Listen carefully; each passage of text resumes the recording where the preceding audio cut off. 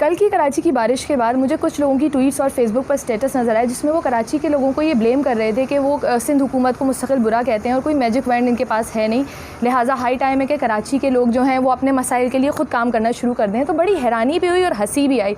क्योंकि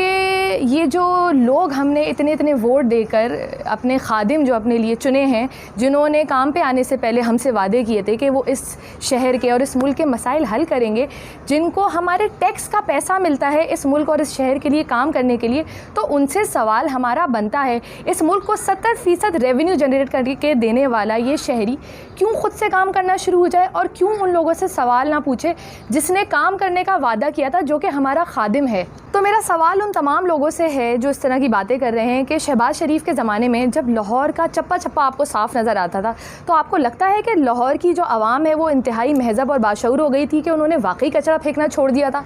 अगर यही वजह है तो आज जब शहबाज शरीफ का टेन्योर ख़त्म हो गया है और 2 साल PTI की हुकूमत को हो गए, तो लाहौर आपको ऐसे ही साफ़ नज़र आना चाहिए था। वजह इसकी ये है कि शहबाज शरीफ को जो भी डेवलपमेंट फ़ंड मिलता था लाहौर की सफाई के लिए, वो उसको उसी काम पर ख़र्च करते थे। वरना वाकई अगर शहबाज शरीफ कोई काम नहीं कर रहे होते तो आज इस 2 साल की PTI की हुकूमत में लाहौर शहर का ऐसा बेड़ा गर्क नहीं हुआ होता जो अब है। और उससे भी ज़्यादा मज़े की बात यह है कि कराची के 10 साल पुराने मेयर, जिन्होंने अपनी 4 साल की मेहनत में कराची शहर को वापस से पस्ती से निकालकर दुनिया के 12 तरक्की याफ्ता तरीन शहरों की फ़हरिस्त में शामिल कर दिया था, जो कि वो फ़हरिस्त जो कि वर्ल्ड इकनॉमिक फ़ोरम की तरफ से जारी करदा थी, उनसे ये सवाल किया जाता है कि इस वक्त जो अंडरपास में पानी भरा हुआ है, असल में आपने काम ठीक से नहीं किया था, इस वजह से ये मसला हो गया है। और ये सवाल करने वाले वो लोग हैं जिन्होंने अपने 12 साल की मौजूदा हुकूमतों में इस शहर को वापस से दुनिया के 4 पस्ता हाल तरीन शहरों की फ़हरिस्त में लाकर खड़ा कर दिया है। और उससे ज़्यादा हंसी मुझे PTI के उन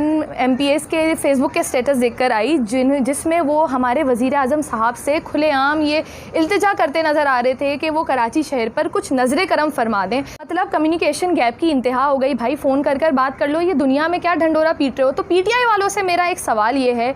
कि ये 2 साल की हुकूमत में उनका ये तीसरा मानसून है और कराची की हालत वही है। जब भी बारिश होती है ये बल्दियाती हुकूमत और सूबाई हुकूमत आपस में लड़ती है कि हमारे पास इख्तियारात नहीं थे, वो कहते हैं जी हमने दिए हुए थे। तो जब सबको पता है कि कराची का मसला डेवल्यूशन ऑफ पावर्स का है, तो ये वज़ीर आज़म साहब को बुलाने की ज़रूरत नहीं है, ये पावर वो दे दें, मसला ख़त्म हो जाएगा। लेकिन मसला ये है कि ये मसला वो हल नहीं करना चाहते, क्योंकि ज़ाहिर है अगली दफ़ा कोई बहाना तो चाहिए कराची से वोट मांगने का। तो मेरी इल्तिजा है कराची के लोगों से कि अगली दफ़ा इन लोगों को वोट ही ना डालें। और अगर कोई सिविल नाफरमानी की यहाँ बात करे तो वज़ीर आज़म साहब को याद दिलाया जाए कि कंटेनर पर बिजली महंगी होने पर उन्होंने बिल जलाने की बात की थी और अपना बिल जलाया भी था। तो कराची के लोगों को कोई कसूरवार ना ठहराए, क्योंकि उन्होंने वैसे ही बहुत सह लिया है और क्योंकि मसला अब सिर्फ इन हुक्मरानों की नाअहली का है और अब से इनसे सवाल होगा। शुक्रिया।